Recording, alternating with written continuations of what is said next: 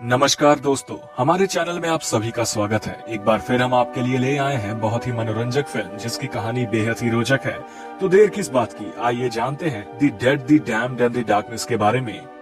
Film की शुरुआत ही दिल दहलाने वाली है, जिसमें दिखाया जाता है कि एक व्यक्ति अपने परिवार की फोटो देखकर एक मांस के बने कंकाल के हाथ से एक रिंग निकालता है और उसे अपने गले में लॉकेट के साथ पहन लेता है और फिर उस मांस के कंकाल को बर्नर में जला देता है और बची राख को एक बोतल में भरकर रख लेता है। आगे दिखाया जाता है कि वो एक मास्क सूट पहनकर एक कंटेनर से बाहर निकल रहा है जहाँ पे ज़ॉम्बीज़ का कब्जा है। जी दोस्तों, सही सुना आपने, ज़ॉम्बीज़। जो भी ज़ॉम्बी उसके सामने आता है वो उसे गोली मारकर उड़ा देता। कुछ टाइम बाद बहुत सारे ज़ॉम्बीज़ उसे घेर लेते हैं, किंतु हमारा हीरो मशीन गन का इस्तेमाल करके वहाँ से भाग निकलने में कामयाब होता है। अगले सीन में एक माँ अपनी बच्ची एमा को घर छोड़कर जाने को कहती है। एमा के सवाल करने पर वो बिलखते हुए कहती है कि तुम्हें जाना होगा और मैं तुम्हारे साथ नहीं आ सकती। इसी बीच उनकी खिड़की पर एक ज़ॉम्बी दस्तखत देता है और एमा सहम जाती है और वो अपनी माँ से पूछती है, क्या वो पापा है?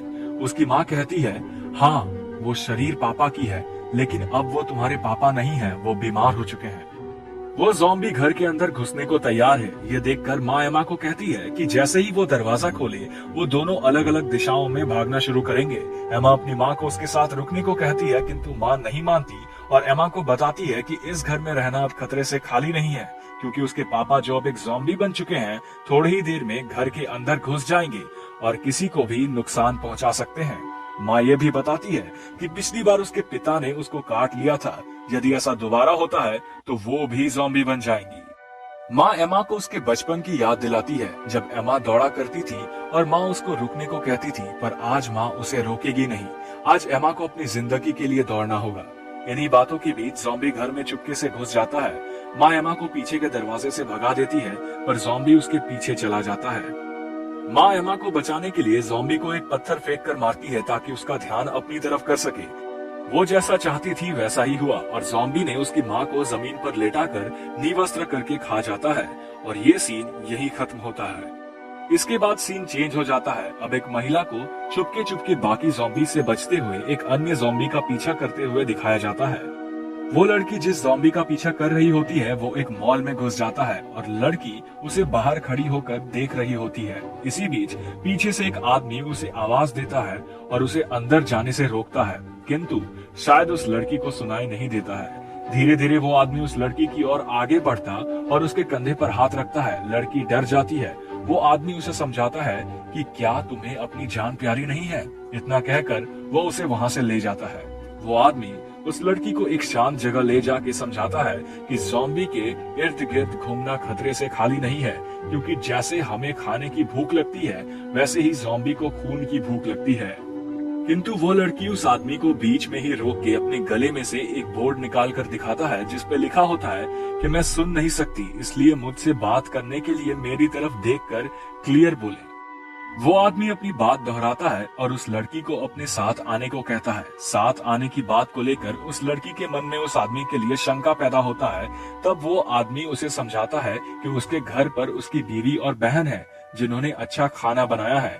ये कहकर वो उस लड़की को अपने घर बुलाता है और लड़की मान जाती है। घर की ओर बढ़ते हुए आदमी उस लड़की को बताता है कि उसके माँ जैसे सूप कोई नहीं बना सकता।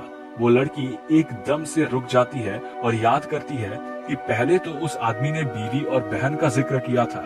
इस सवाल को वो लड़की उससे लिखकर पूछती है, क्योंकि वो बोल नहीं सकती। इस पर वो आदमी उस लड़की को कहता है कि मेरी माँ भी जिंदा है और माँ को आवाज लगाता है और ऐसा दर्शाता है कि उसकी माँ ने वापस उसको जवाब दिया हो। यहाँ उस आदमी ने लड़की की ना सुन पाने की मजबूरी का फायदा उठाया है। वो घिनौना आदमी उस लड़की के साथ बदसलूकी कर उसे घसीटता हुआ अपने घर लेके जाता है और उसे बिस्तर पर लेटाकर उसके साथ जोर जबरदस्ती शुरू कर देता है।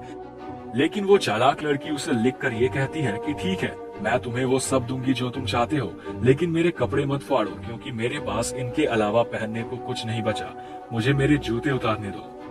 वो आदमी मान जाता है और उसके शरीर को देखने लगता है। इसी बीच वो लड़की अपने जूतों में से चाकू निकालकर उस आदमी पर वार करने ही वाला होता है कि उस आदमी की निगाह उस पर पड़ जाती है और वो अपनी बंदूक निकालकर उस लड़की को डराना शुरू कर देता है।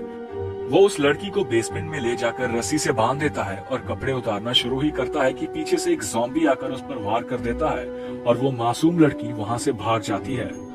अगले सीन में लेफ्टिनेंट कर्नल सॉयर को दिखाया जाता है। ये वही इंसान है जो फिल्म के शुरुआत में दिखाया गया था। यहाँ कर्नल सॉयर एक ओशियन की ओर जाना चाहते हैं, जिसके लिए उन्हें एक पुलिस चेक पोस्ट को पास करना है, लेकिन पुलिस उन्हें जाने से रोक देती है, ये कहकर कि आगे का इलाका क्वारंटीन्ड है, अगर आप आगे जाएंगे तो आप इन्फेक्टेड हो जाओगे।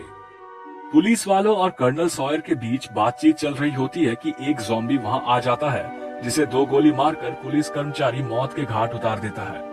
सॉयर के लाख बोलने पर भी पुलिस वाले नहीं मानते और आखिरकार हार कर कर्नल को वहां से जाना ही पड़ता है। फिल्म में आगे उसी लड़की को एक ज़ॉम्बी के हाथ से बंदूक खींचते हुए दिखाते हैं, लेकिन किंतु पीछे से एक ज़ॉम्बी आके उस पे वार कर देता है, पर किसी तरह वो लड़की एक बार फिर वहां से जान बचाकर भाग जाती है और एक क्रेन के ऊपर चढ़ जाती है। आगे कर्नल को ओशन तक जाने के अलग रास्ते पर जाते हुए दिखाते हैं, जहां उन्हें एक दूसरे पुलिसकर्मी मिलते हैं। कर्नल उस पुलिसकर्मी को 2 खाने की स्टिक्स देते हैं, जिसके बदले वो वहां से आगे बढ़ जाते हैं। पुलिसकर्मी कर्नल सॉयर से उसकी माँ, जो कि अब ज़ॉम्बी बन चुकी है, उसको मारने को कहती है। कर्नल ओशन की तरफ बढ़ जाते हैं और उन्हें वो मासूम लड़की दिखती है जो क्रेन पे लटकी हुई है और उसके नीचे एक ज़ॉम्बी खड़ा है। कर्नल उस लड़की को बचा लेते हैं, लेकिन जैसे ही वो अपनी गाड़ी की ओर रुख करते हैं, वो देखते हैं कि उनकी गाड़ी पर ज़ॉम्बीज ने हमला बोल दिया है। इसी कारण उन्हें अपनी गाड़ी छोड़कर वहां से आगे बढ़ना पड़ता है। इसी बीच उन्हें एक विल्सन नाम का आदमी मिलता है, जो एक ज़ॉम्बी को गड्ढे में पकड़कर ज़ॉम्बी के बारे में स्टडी कर रहा है। कर्नल विल्सन और वो लड़की रात को खाना खा रहे होते हैं। तब विल्सन बताता है कि जो लोग नए नए ज़ॉम्बी बने हैं वो तेज भाग सकते हैं और वो भूखे भी होते हैं, किंतु जो ज़ॉम्बी बूढ़े हो जाते हैं उन्हें चकमा देना आसान होता है। विल्सन साथ ही ये भी बताते हैं कि पास ही एक डैम है और वो काफी सुरक्षित जगह है, क्योंकि वे ज़ॉम्बीज सीमेंट की बनी उन दीवारों को क्रॉस करने में असक्षम है, यानी कि वो उन दीवारों को पार नहीं कर सकते। कर्नल इस विचार की सराहना यानी कि बड़ाई करते हैं, लेकिन वे विल्सन और लड़की को कहते हैं कि तुम लोग चले जाओ, मुझे ओशन जाना है। विल्सन कर्नल को समझाने की कोशिश करता है, लेकिन अपनी बात पर अडिग कर्नल नहीं मानते और ओशन का रास्ता पूछते हैं। विल्सन और सॉयर रात को बैठ के शराब पी रहे होते हैं। तभी कर्नल की बोतल जिसमें उन्होंने राख भरी थी, उसे देखकर विल्सन सवाल करता है कि क्या इसमें पानी है। कर्नल थोड़ा रुक कर बोलते हैं कि जब आउटब्रेक हुआ था तब मिलिट्री ने अच्छे हथियार और सुरक्षा कवच दिए, लेकिन फिर भी कर्नल अपने परिवार को बचा ना पाए। कर्नल आगे अपनी आप बीती सुनाते हैं। वो बताते हैं कि उनके परिवार को ओशन देखना था, पर कर्नल हमेशा अपनी पत्नी की बात टालते रहे। जब कर्नल अपने घर वापस गए तब उन्हें उनके घर में सिर्फ खून मिला था और उनके बच्चे और पत्नी की बॉडी, जो कि पूरी तरह से ज़ॉम्बीज ने खा रखी थी, वो उन्हें मिला था। इसलिए कर्नल उनकी राख को ओशन के पास दफनाना चाहते हैं। विल्सन भी अपने जीवन के बारे में बताते हुए कहते हैं कि वो एक इंश्योरेंस कंपनी के लिए पॉलिसीज बेचा करता था। दोनों बातें करके लौट रहे होते हैं कि उन्हें उस लड़की का बोर्ड मिलता है, जिसपे लिखा होता है कि मेरा साथ देने के लिए शुक्रिया, लेकिन मैं अकेले ही ठीक हूँ। फिल्म में आगे लड़की को मॉल में जाते हुए दिखाते हैं, जिसे वो सामने से चेन बांधकर बंद कर देती है। ऐसा लगता है कि वो किसी को ढूंढ रही है। वो लड़की सुन नहीं सकती, इसी वजह से उसे एक ज़ॉम्बी की आवाज सुनाई नहीं देती है। वो ज़ॉम्बी एक महिला है जिसने अपने हाथ में एक बच्चा ले रखा है। लड़की अपने कपड़े बदल रही होती है और वो महिला ज़ॉम्बी उसे ढूंढ रही होती है। लड़की अपने साथ कुछ अन्य कपड़े लेकर मॉल के जमीन पर उन कपड़ों का बिस्तर बनाकर लेट जाती है। महिला ज़ॉम्बी अपने हाथ में अपना बच्चा लिए अभी भी उस लड़की की तलाश कर रही है। वो पुकार रही होती है, किंतु वो लड़की कुछ सुन नहीं सकती है। आखिरकार वो ज़ॉम्बी उस लड़की को खोज लेती है, किंतु वो लड़की उसे मारकर वहां से बाहर की ओर भागने में कामयाब हो जाती है। भागते भागते उसी बीच रास्ते में कर्नल और विल्सन मिल जाते हैं और अगली सुबह वो तीनों ओशन की ओर रुख करते हैं। ओशन पर पहुंचकर कर्नल सॉयर उनके बच्चों की राख को ओशन के पास बीच पर गिराकर खुदकुशी करने की कोशिश करते हैं, लेकिन वो ऐसा कर नहीं पाते और विल्सन और स्टेफनी के पास वापस चले जाते हैं। अब स्टेफनी, विल्सन और कर्नल सॉयर वहां फंसे लोगों की जान बचाने के मिशन में जुट जाते हैं। ऐसा करते वक्त कर्नल को उनकी बेटी मिलती है, जिसको एक महिला ने अपने पास सुरक्षित रखा था। अपनी बेटी को जिंदा देख वो अत्यंत खुश हो जाते हैं। इसके बाद दिखाया जाता है कि वो महिला जिसने कर्नल की बेटी को सुरक्षित रखा, वो विल्सन को एक वीडियो दिखाते हैं जिसमें प्रेसिडेंट बताते हैं कि इस इन्फेक्शन से बचने के लिए विश्व की आबादी को मिटाना होगा, जिसमें अफ्रीका के लोग पहले मारे गए क्योंकि वहाँ से केवल गरीबी ही आती है विश्व भर में। प्रेसिडेंट ये भी बताते हैं कि ये इन्फेक्शन फैला कैसे। दशकों पहले हमारे वैज्ञानिकों को गोल्ड माइनर्स के रिमेन्स मिले जिनकी मृत्यु 1860 के प्लेग में हो गई थी। ऐसा करते वक्त उन्हें एक मोटर भी मिला जिसमें से अजीब सी हरे रंग की रेडिएशन निकल रही थी। जब उन वैज्ञानिकों ने उस मोटर को हथौड़ा मार के तोड़ा तो उसमें से जहरीली गैस निकली जिससे लोग ज़ॉम्बी में बदलने लगे और लोगों को मारने लगे। और ऐसे धीरे धीरे एक एक करके ज़ॉम्बी बनने लगे और वो वायरस हर जगह फैल गया। हालांकि पहले इस आपदा को कंट्रोल किया जा सकता था, लेकिन अभी हाल ही में हमने निर्णय लिया कि ज़ॉम्बीज को एक हथियार के रूप में इस्तेमाल किया जाए, किंतु इस बार हमसे ये वायरस कंट्रोल नहीं हुआ। मैं ये जानकारी इसलिए दे रहा हूँ ताकि यदि कोई बचता है और ये देखता है तो कृपया मेरी गलतियों से सीख लें।